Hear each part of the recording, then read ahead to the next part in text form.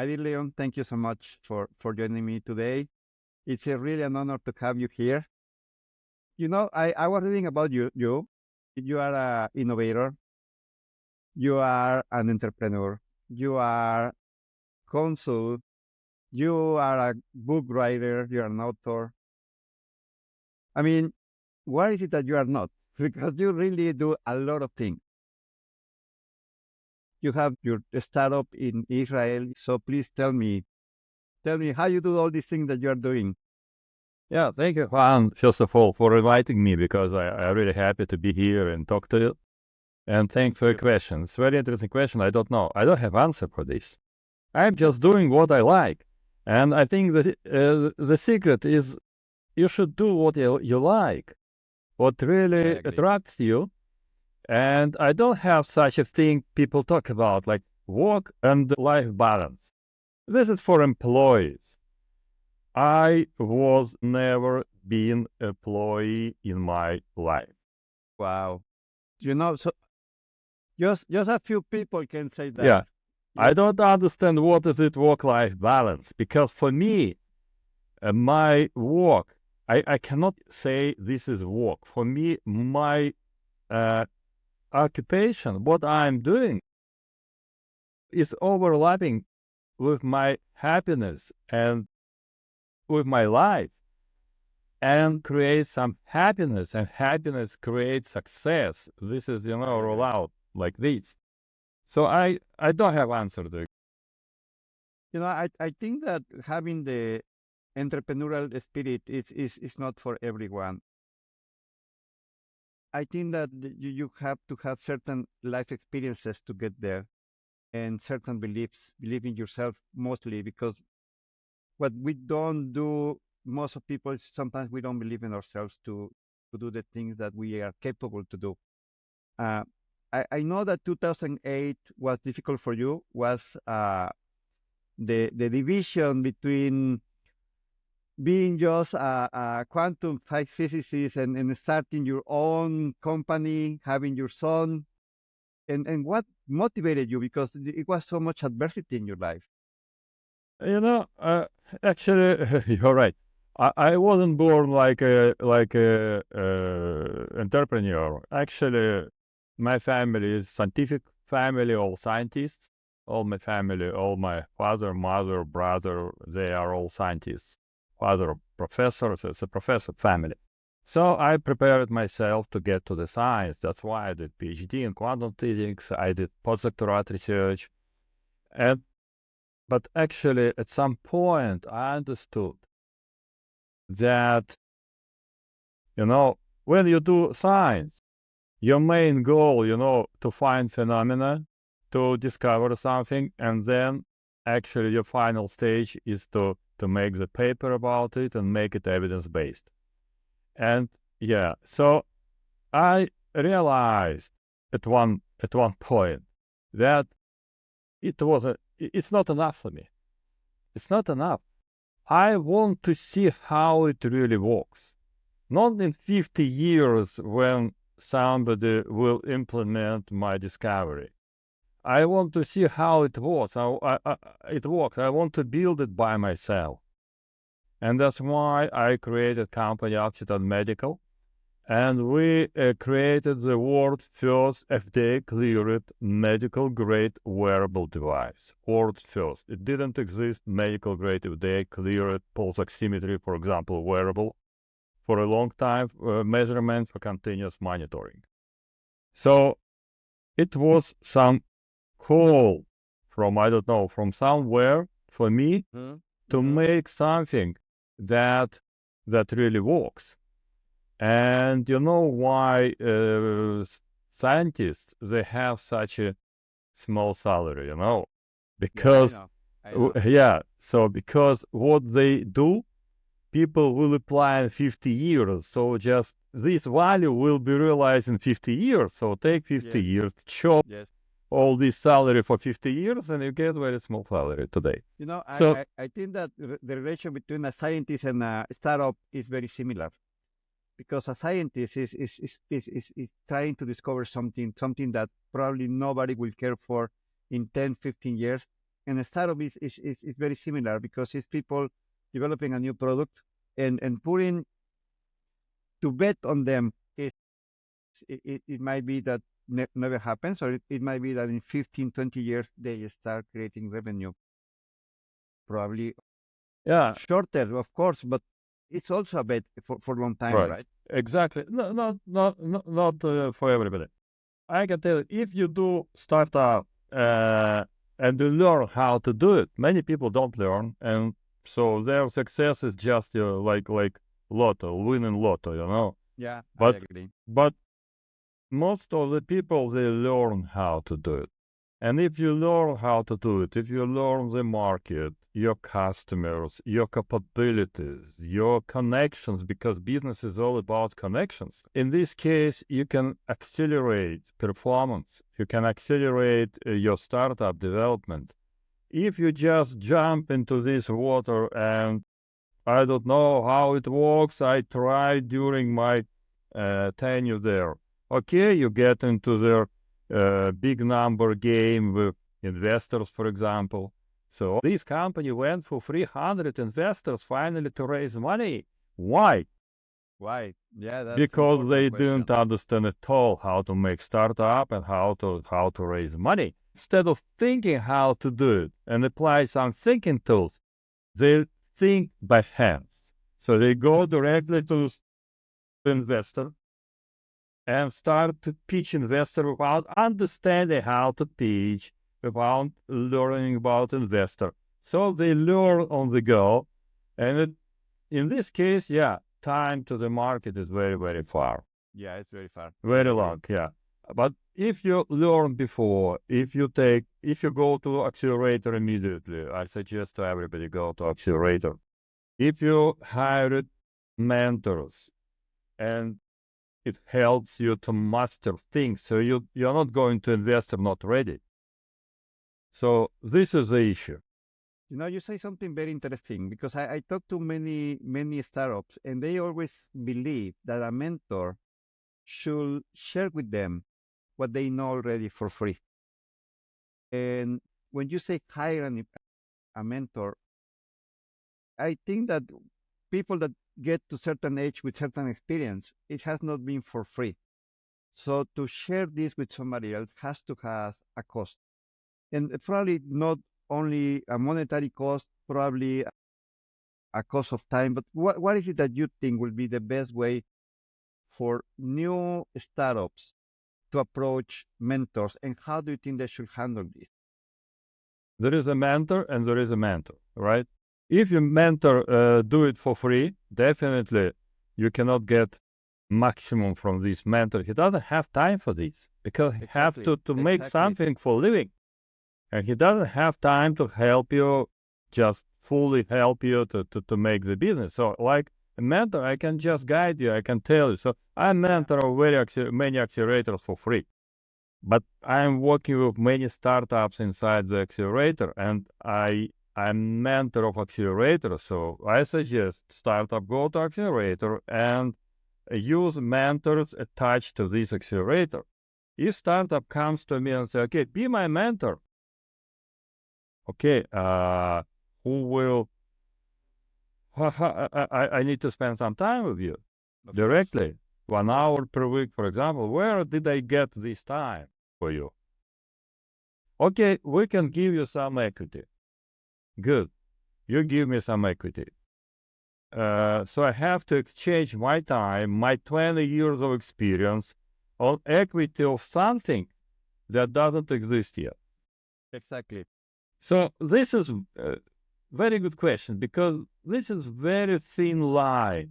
So okay, if some venture capital fund, if some accelerator approach me and ask to become the mentor, okay, I meet with the company once a week, once a month. I do some presentation, I do some lecture. That's okay, no problem. I can help. I like it. It's time to give back. But if company come to me and say, okay, be my mentor for free and help me every month, every week for an hour. No, it doesn't work this way. But the interesting that, yeah, there are many people who are not very educated, don't have a lot of experience, but they think that they get experience through free mentorship and they deteriorated Yeah. founders very much. You know, Yeah. it's like, it's like to sell the outdated fruit, not fresh fruit. Yeah. And so I give you for free. So every day I will come and buy such a non-fresh fruit for free. And finally, I will have some problem with my stomach. So this is what happens. What do you think is the right balance? Because if you talk to any entrepreneur, any startup, we all, when you start a company, it's like having a baby. So for you, it's something that is going to be a breakthrough, it's going to be amazing, it's going to have a huge value in 10 years. And so when somebody comes and say, yeah, I'll give you equity because my company is going to be amazing in 20 years, because it's a bit like getting married, right? You don't get married thinking that you're going to break up in 6 months or get a divorce in 10 years. You want this to be forever. Most entrepreneurs, most founders, they believe this is going to grow exponentially and they see the value in long term. So when they come to you and they say, be my mentor because it's going to have a huge value in 20 years and you're going to be millionaire in 20 years, where is that balance? Where is that? Balance in your experience like a mentor.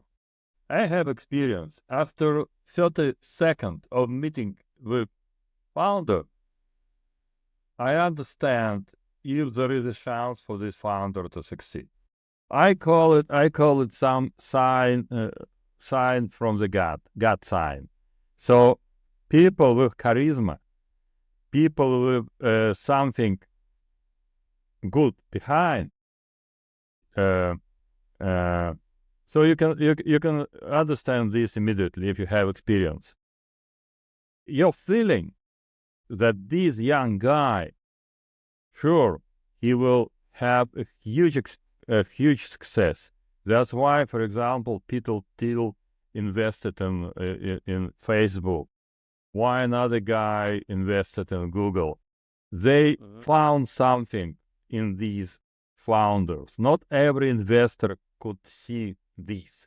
And usually investor who by himself was entrepreneur could identify much better this future, and not investor who is MBA and his life started like analyst in venture capital and went up to the partner of venture capital. He still cannot recognize this in a good way because he put his brain into the data.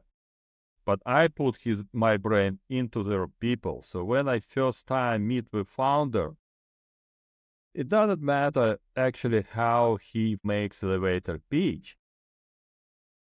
Believe in his company, this is the 0 point, 0 level. If doesn't believe, nothing to talk about. So believes, it's a 0 point, yeah. So I'm looking for how his pitch, even not so much developed, even very, very close, how this pitch get me, how I get this pitch. I look at my emotions. I watch my emotions. This is most important. And this is what will guide you to accept or reject a founder looking for investment. My question is, what do you see when you see a new product and you see the passion? There has to be an equity between the product and the passion that you have for your product. I mean, the product has to solve a problem in the market, because no matter how much passion you have, if you have a product that solves nothing, it's going to go anywhere. What is the product and what is the founder? Where is the connection? Oh, it's a very difficult question, very interesting question. Actually, it could be good product, but founder cannot. Exactly. But it could be good founder, but wrong product. Mhm. So you can take it somehow separately. But actually, if you see that founder is good and product is good, the connection between founder and product should be very, very good automatically because this founder created very good product. Yeah. So if something wrong, product wrong or founder wrong, this is the red flag. And today, I know you are working with several companies. Can you tell me about that? How you got there? Yeah, so actually, I have my own four startups I am working with. So I have a startup in occupational health in UK. I have a startup in Israel and building startup in the United States as well. And also, I'm in a World Business Angel Investment Forum, like a senator. And also, I'm a venture capitalist. I'm a partner at Venture Capital Fund. It's a syndicate fund from Silicon Valley. We have 55 companies on the board. Never lost any company. Have three or four exits, and I'm a venture partner there. So I'm somehow from both sides. Mhm. So from side of my venture studio, it's Yeah. actually venture studio where I'm co-founder and I invested some money into these companies. And then I'm looking for CEO and co-founder to manage this company and deliver. And I help actually. And at the same time, we invest our LPs money into different companies. I never bring my company into my venture capital fund, so I bring it to another investors. And this is where I balance my activity. And but actually, I spend a lot of time on mentoring startup through accelerators and other venture capital funds. And these, I like it very much because I meet with the startups, I meet with amazing founders. By the way, this way we scout new startups to our venture capital fund because today to find a good startup is very difficult. So my mentorship is a part of scouting good startups. So I come into their uh, accelerator, I take 30, 25, 30 startups, I have access to them, I can talk to them, and I can identify if these startups are good. So it's some kind of warm introduction of these startups to me. So they are looking for the money, and I'm looking for the good startup.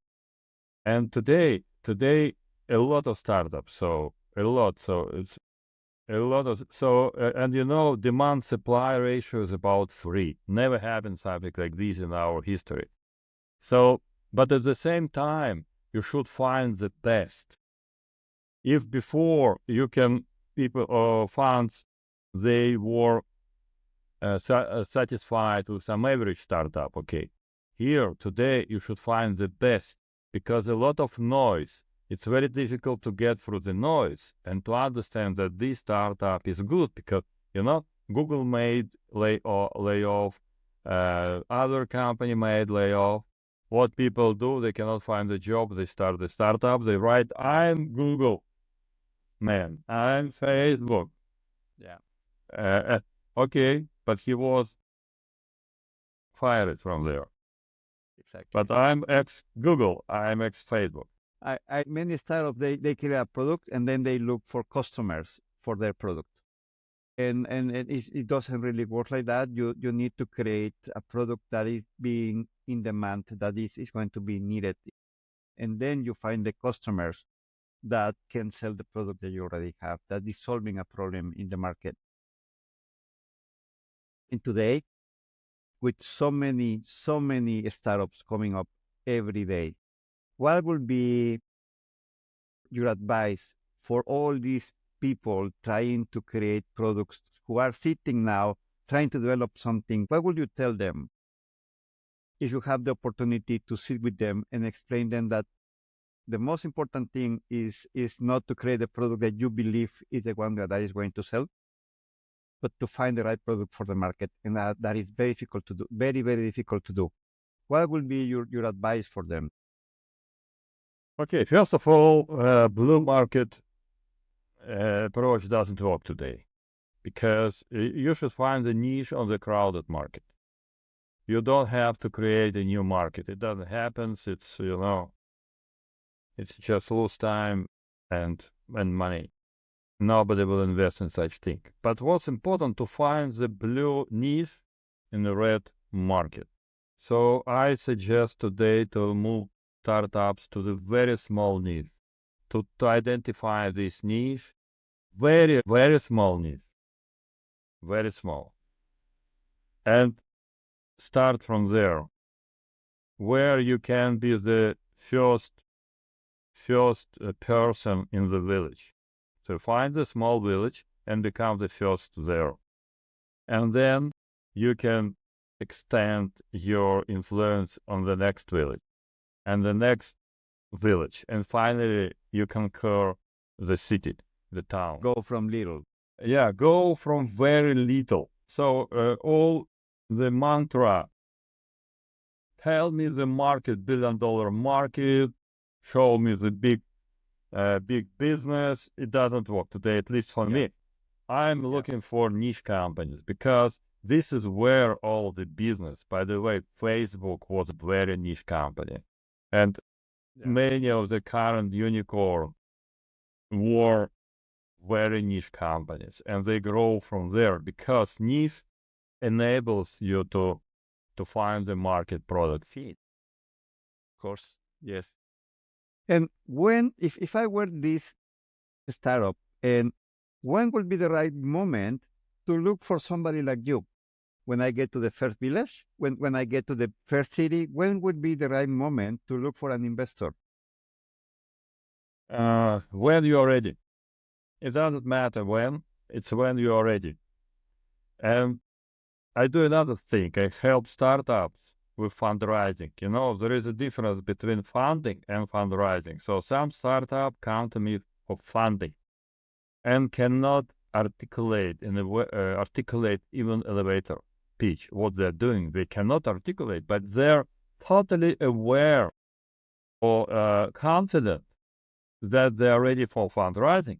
So I develop a fundraising scorecard, fundraising readiness scorecard that people can find on my LinkedIn page. And this is some examination or self-examination about how they are ready. Do they understand the question? Because some people don't understand the question. They blame me. I don't understand what you ask me. Good. It means you're not ready if you don't understand what I ask you, what I'm So asking you. somebody with a minimal viable product can already aspire to have investment. It depends. Angel investor could invest in a minimum valuable product. We invest in a network VC. We invest in a round A and maybe between seed and A, because we are looking for market product fit. It should be at least $1 million in revenue. Revenue is growing, so there is not one-time revenue. So it should be market product fit. And we're aware that at least for this niche, a market exists and ready to accept this company. So, market a minimal valuable product enables to create this fit. But it's not enough. It's not enough. Very important to have testimonials from your customers or potential customers. So at least 2 or 3 customers take testimonial. Yeah, I totally agree with you. I think that going to the customer and showing your product to the customer before you go crazy and you try to look for investment is to know that you have 2 or 3 or 5 or 10 people who really love your product, who are already fans of your product, because this is the people that is going to tell other people about your product and it's going to make your product grow. Is Right. that right? And people forgot that Steve Jobs raised his first money when he had the product already and even sold his product already. People forgot about it. People think that, okay, I have an idea. I'm going to the angel, and angel gives me money. Amazon raised money from his parents. business. Yeah. Business. He couldn't Yeah. raise money from other people. So until something was ready and validated. So people forgot about it. Even that time when you didn't have a lot of startups, people start to make something in garage and then get out from the garage and raise money. Today, having, I don't know, thousands startups, you Yeah. compete a lot. And today, you should raise money even at later stage. So if you don't have something or family or angels to invest from the beginning in your idea, don't start anything. Make something, make the product, validate this product, create market product fee, and then go to the investment market and try to raise money. Because if you do it in parallel, you will lose either both in the product development and in investment, because investment search becomes big numbers game, and you Hmm. don't have time to develop the product. So it's a Exactly. circle. It's a circle. It becomes a vicious circle. I totally agree. What happens when you already have your product and you are well established in your country? And then this question is because what I'm trying to do here is to for companies that are in Europe or companies that are in Latin America that always their first market they want to grow to is the US. Is always the first objective, the US.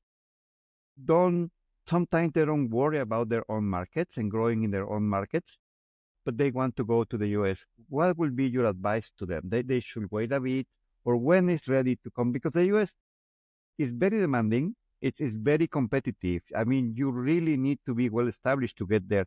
But what would be your advice for them? When is the right moment to come and try to conquer different markets? It should be first, it depends on the size of the market. If we are talking about Brazil, it's a huge market. You don't have to go to US and Mexico. But if you're talking about, I don't know, Israel, very small company, you don't have market here. So in a small market, you should use this market and your connection for R&D.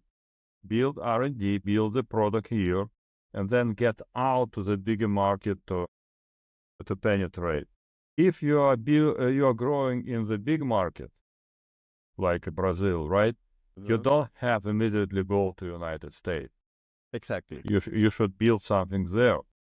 The question how the product fits the market in Brazil, for example. If your product is better fits US market, go to US market immediately.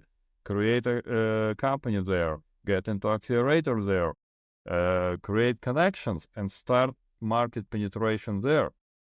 So again, it depends on your target market. What kind of target market you are going to penetrate. Many companies they want to conquer other markets in their location.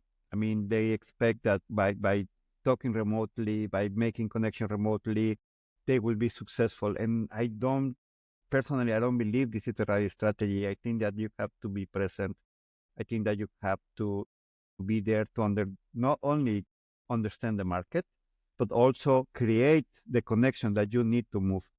What do you believe is the right strategy?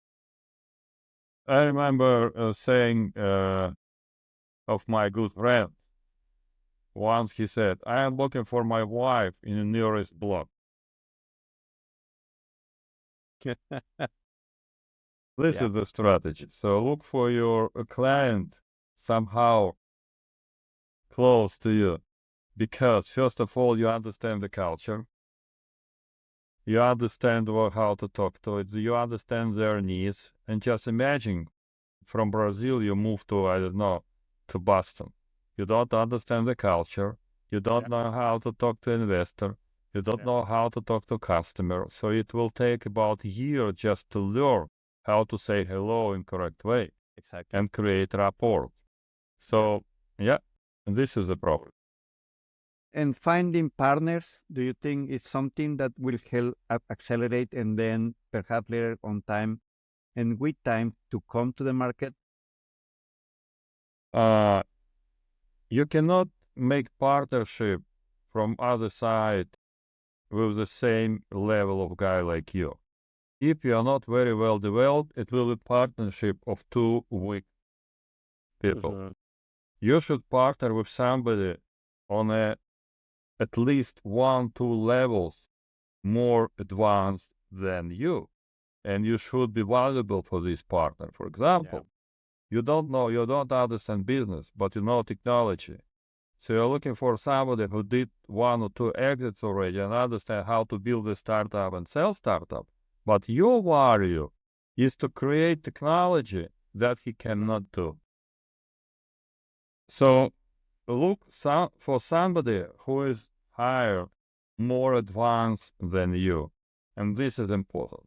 Okay, so if you have something in your hand, if you doesn't have value, don't do it.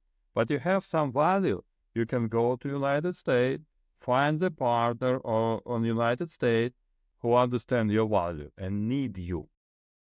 In this case, it works because Yeah. he will cover all the problem with sales and Exactly. investment, and you will cover Exactly. all the problem with product development because product development or software or SaaS doesn't have any borders, right? It doesn't matter Yeah. where you're doing this, in Yeah. Brazil, in Mexico, Yeah. in New Zealand, or somewhere else. Yeah. Yeah. So you can deliver the value from any place in the world. But for business, if you're looking for a partner in business in the United States, you should find the partner in business in the United States. You cannot find the partner in business in Germany and together go to the United States. And also it's important to mention that a product that may be successful in Germany, it not necessarily will be successful in the US. Okay, this is a big problem, yeah. And many companies, and let me remember, for example, Starbucks didn't succeed in many countries because of different culture. Uh, so even big companies, maybe Walmart, I don't remember, it was example of the big company tried to penetrate Canada and they Yeah, lost. yeah. I remember Taco Bell trying to succeed in Mexico and they were not successful. So Yes, exactly. Because, even you find the good partner there, still it doesn't mean this specific business fits the culture, the local culture. Maybe culture is totally different. Maybe people don't like to gather in the morning to drink coffee. Maybe they like to gather in the morning, I don't know, to smoke drugs. yeah, So it's a yeah, different country, different yeah, culture. yeah. And so I think here the willingness to adapt is very, very important because not necessarily the product will be rejected, but probably some modification has to be done to fit the way of thinking of the country you are getting into. And that is also a new core of learning, right? I mean, you need to adapt again your product to that market. And interesting that there are some startups, unicorn, having exited about, I don't know, $4 billion. My friend was a co-founder of one of these startups, Global E, it's called. I don't remember exactly. And they created the business specifically to help big brands to penetrate different countries. It's a huge business because every brand just dreamed to penetrate into other countries. But if here I like jeans, in another country they don't wear jeans. Yeah, So I have to know what yeah, do they wear yeah, yeah, to exactly. penetrate. Or the occasion is different. It might be different that jeans for just to go out with friends and have a informal dinner will be accepted, but in some other countries you cannot do that. So I totally agree with you. If you go to Washington, for example, and go to in the center of the Washington and get into their some malls, you will see that majority of colors of dresses are red and brown and white. Red, And white white, and brown. and So brown. it reflects the culture, local Uh, culture, you know. yes. So even within one country, it depends on which city or which country Yeah, because you are selling. East Coast and West Coast are totally different. I mean, you are Yes. in the same country. from investment point of view as well. So people should prepare or adapt their pitch and pitch deck differently, dependent on West Coast, on East Coast, and UK is totally different. For example, in Total, yes. UK, you cannot pitch in the same way like in the Boston. So for each, for example, in Silicon Valley, we like the team. We like the team. Team is everything. People, we pay attention on people. Even Pitch book had some interesting research about it. But in Boston, technology. In healthcare, even it's not only vertical, horizontal about area, it's in a vertical. So if you go to healthcare, we invest in people with experience because people without experience cannot succeed in healthcare. So we invest in people in healthcare. But in SaaS, I don't care about experience. So I invest in technology more. So horizontal and vertical, all these things are different. So back to founder. Founder should understand this. Founder should know how to do it. Otherwise, founders spend a lot of time in to compete with much better founders and lose. So it's become just rat race. The rat race. And actually, something that is very important is that to know when you being the founder, you need to step aside and leave somebody take care of the company when it grows too much and you don't have then the experience. Perhaps it's better to leave somebody else to lead. What do you think about that? You mean, could you a Yeah, little of bit course, of course. elaborate the question? Yeah. Let's say that I create my product, I find investors, and I grow with my company, but my capabilities will be limited at a certain point. I'm more the one who invented the technical product, and I look for the right person to beat people, and me just Yeah. being on the So, side. yeah, right. Again, first of all, everybody can learn how to be a leader. Leader is not what you was born with. It's a skill. And you can hire mentor. For example, Facebook. This guy, he hired mentor, executive coach, who transformed him in one of the best CEO. And he keeps 25 years this position. Yeah. So first of all, you can learn. So And we come back to the beginning. The important is the people. What is important is the people who you surround with and how you face your adversities as a team. Is that right? yeah, it's very important whom you surround with. And again, young entrepreneurs, they cannot differentiate it. For example, you want to start sales your product, and you're looking for a sales manager. And a lot of young startups, they're doing catastrophic mistake. They're looking for some former sales managers from General Electric, Medtronics, so big guys who did big sales. They pay them, I don't know, 300,000 per salary, and they think they will do it. No, they were never working with small startups. So they cheat, they cannot do anything, and startup lose valuable money, and these people just jump to another startup which invited them.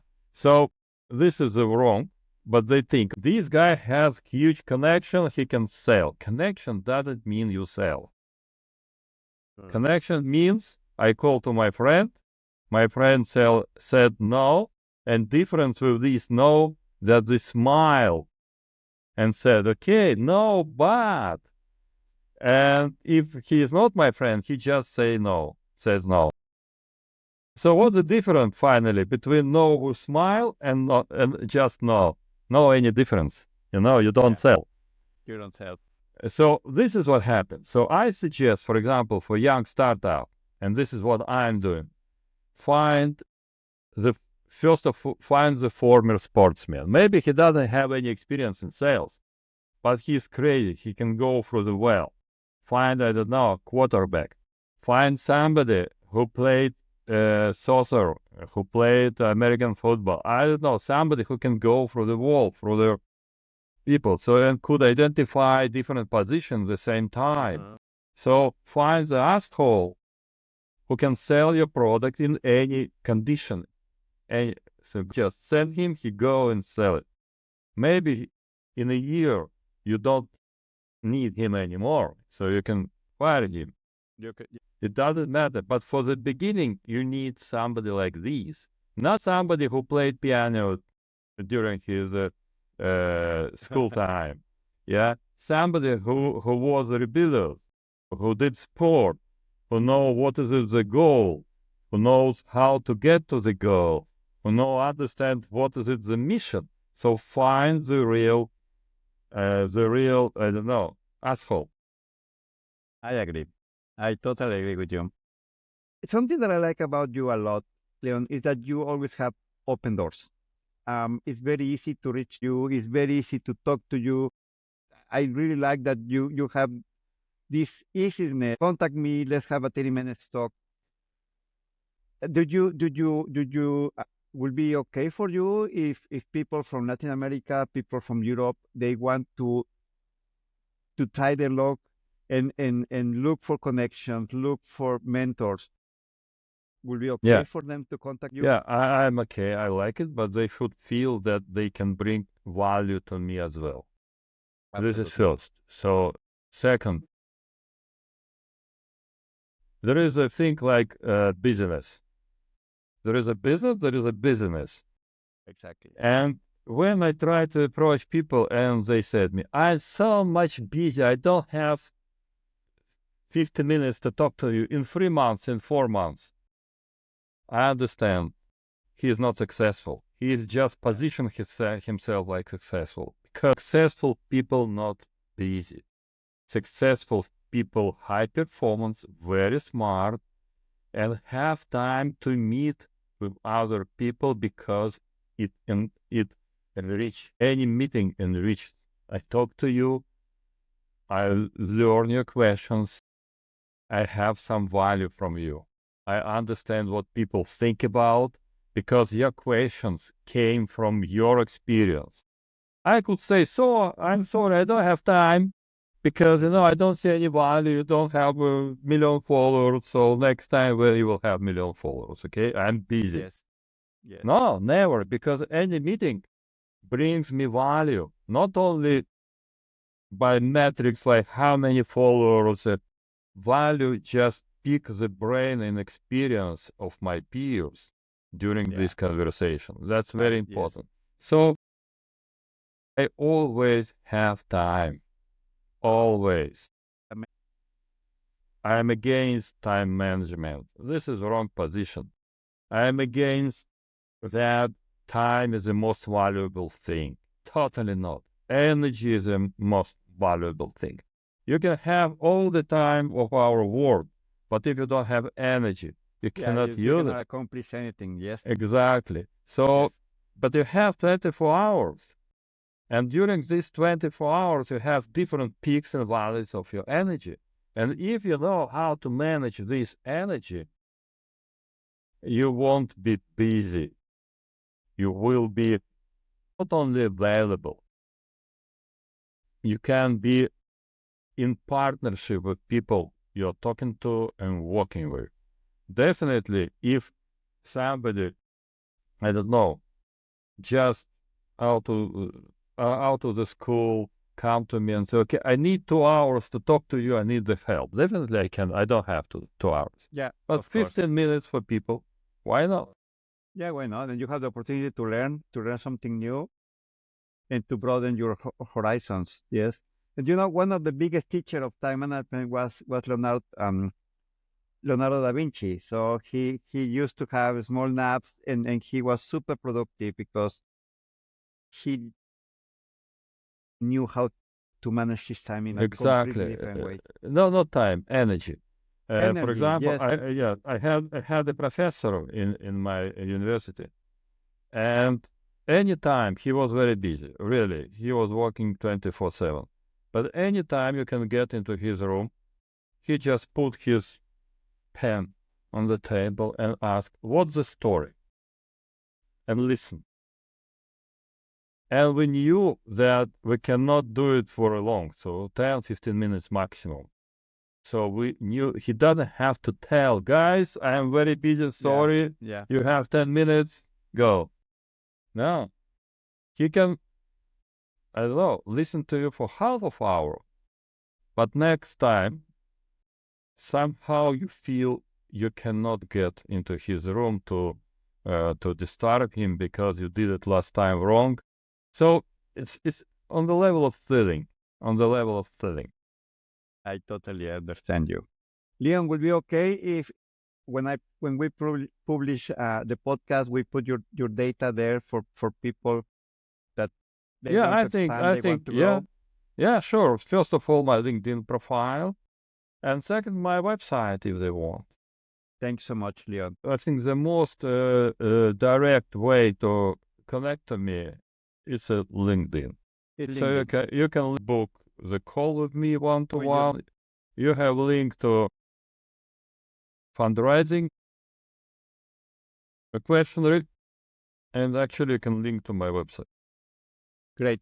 Yeah, I'll do that. I'll do that because I'm sure many people will be interested in talking to you, learning from you, and also try their luck and see if they can find some support from you with your VC. Okay, Leon, thank you. I am very grateful for your time. I'm very grateful for all the knowledge that you are sharing with me. And I know you have a book coming in, right? Yes, it's quite difficult because it's a totally new subject. It's quantum business thinking. Yes. And nobody did it before. So I created 10 principles of quantum business thinking, how to think correctly in business. And nature is the best teacher. And Yes, yes, if you yes. follow what nature does, and quantum physics explain how our world really works.